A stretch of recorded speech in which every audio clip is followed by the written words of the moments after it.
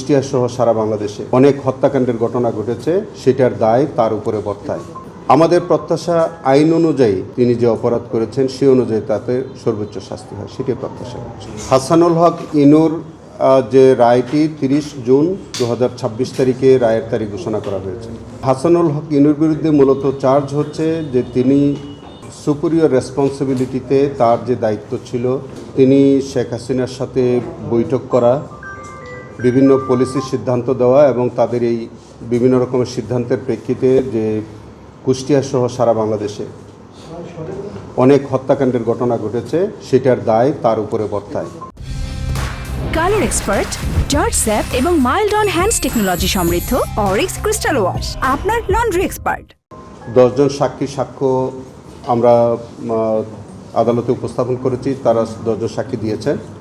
প্রত্যেকে হাসানুল হক ইনু সাহেবের যে সংশ্লিষ্টতা সাক্ষীরা তা প্রমাণ করেছে কোর্টে। উভয় পক্ষের আর্গুমেন্ট হয়েছে, এটি জাজমেন্টের জন্য অপেক্ষমান ছিল। আজকে সেটার তারিখ দিয়েছে আগামী 30 তারিখে, এই মাসের 30 তারিখে আশা করি আমরা রায় পাব। আমাদের প্রত্যাশা আইন অনুযায়ী তার যে অপরাধ, তিনি যে অপরাধ করেছেন সে অনুযায়ী তাতে সর্বোচ্চ শাস্তি হয়, সেটাই প্রত্যাশা করছি। দেখেন, এখন কেসটি রায়ের জন্য অপেক্ষমান। আগামী 30 জুন 2026 তারিখে রায় হবে। 10 জন সাক্ষীর জবানবন্দি যারা হয়েছে, আমাদের উভয় পক্ষে সাম আপ হয়েছে কেস।